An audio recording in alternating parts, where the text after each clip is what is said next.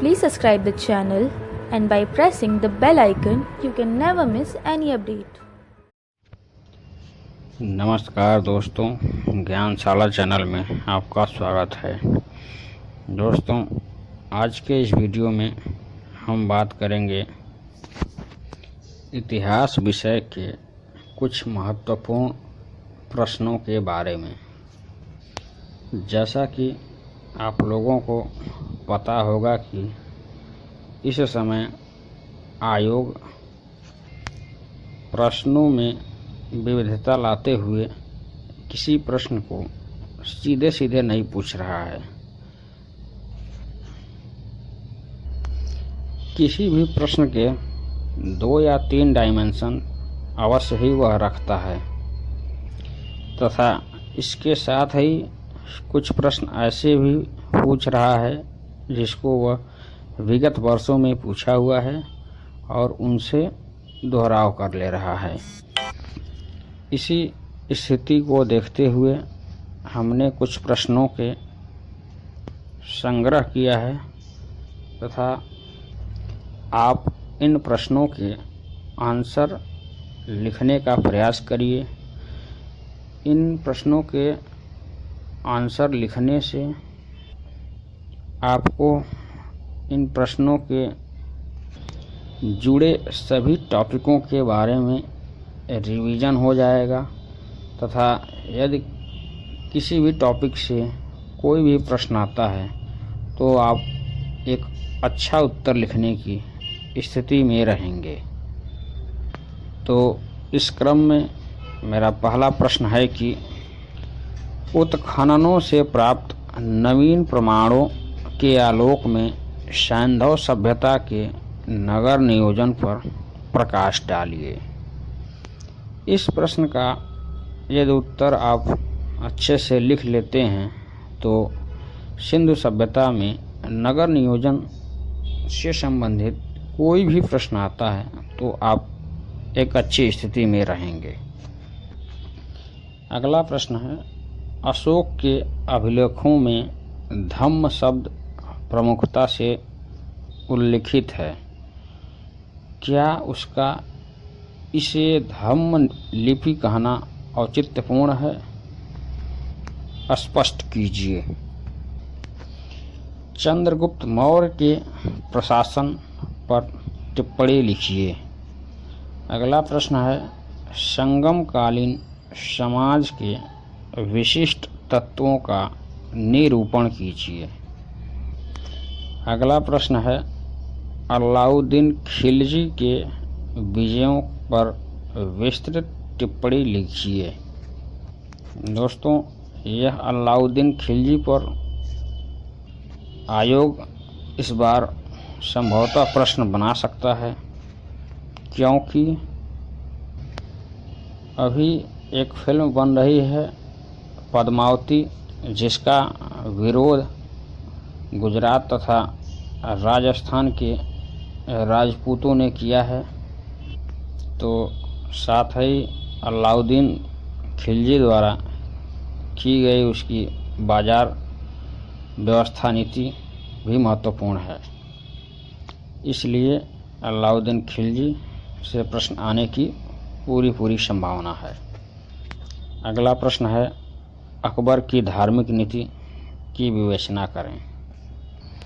अगला प्रश्न है, चहलगानी तथा मनसबदारी व्यवस्था पर टिप्पणी लिखें। ये दोनों प्रश्न 2008 की परीक्षा तथा 2014 की परीक्षा दोनों में आए हुए हैं। अगला प्रश्न है, मुगलों की धार्मिक नीति की विवेचना करें। अगला प्रश्न है कि हमने अपने मित्रों को बिना ताकतवर बनाए अपने शत्रु को अपंग बना दिया। तृतीय आंग्ल मैसूर युद्ध के संदर्भ में इस कथन पर टिप्पणी लिखिए। अगला प्रश्न है कि गांधी जी के राजनीतिक में आगमन के बाद राष्ट्रीय आंदोलन के चरित्र में आए बदलावों को चिन्हित कीजिए। अगला प्रश्न है कि ब्रिटिश शासन के अधीन कृषि की समस्याओं का आलोचनात्मक परीक्षण करते हुए कृषकों की अशांति के कारणों एवं परिणामों की चर्चा करें। अगला प्रश्न है कि भारत के स्वतंत्रता संग्राम में सुभाष चंद्र बोस द्वारा दिए गए योगदानों के बारे में आप क्या जानते हैं। अगला प्रश्न है भारत में राष्ट्रीय चेतना का उत्थान में साहित्य की भूमिका को स्पष्ट कीजिए। अगले प्रश्न के रूप में है जापान के औद्योगिकरण पर टिप्पणी करें। अगला प्रश्न सोवियत संघ वामपंथ के पतन के लिए उत्तरदायी कारकों पर टिप्पणी कीजिए।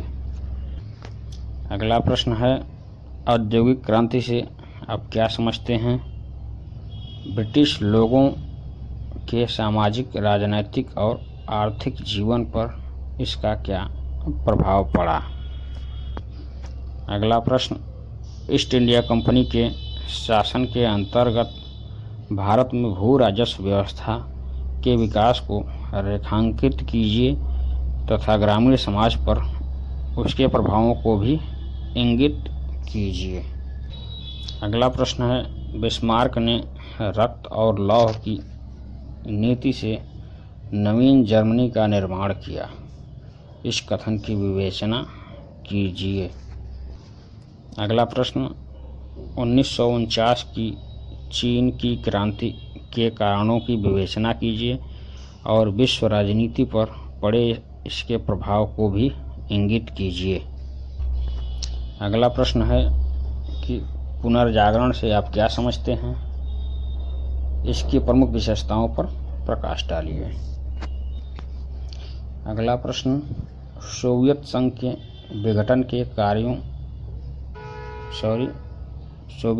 विघटन के कारणों की विवेचना कीजिए। अंतर्राष्ट्रीय राजनीति पर उसका क्या प्रभाव पड़ा। अगला प्रश्न वर्साय की संधि के गुण और दोषों का आलोचनात्मक परीक्षण कीजिए। तो दोस्तों ये रहे इतिहास विषय से संबंधित कुछ अति महत्वपूर्ण प्रश्न। आप यदि इन प्रश्नों के आंसर लिखने का प्रयास करते हैं तो आपको इन प्रश्नों से संबंधित सभी टॉपिकों पर अच्छा पकड़ हो जाएगा, जिससे इन टॉपिकों से संबंधित कोई भी प्रश्न आता है तो उसके एक अच्छे आंसर लिखने की स्थिति में आप रहेंगे। तो हमारे इस वीडियो को लाइक, शेयर व कमेंट करें तथा इस चैनल को सब्सक्राइब करें, और जिससे कि हम अन्य सब्जेक्टों के भी कुछ महत्वपूर्ण प्रश्नों को आपको वीडियो उपलब्ध कराते रहें। तो ओके, धन्यवाद।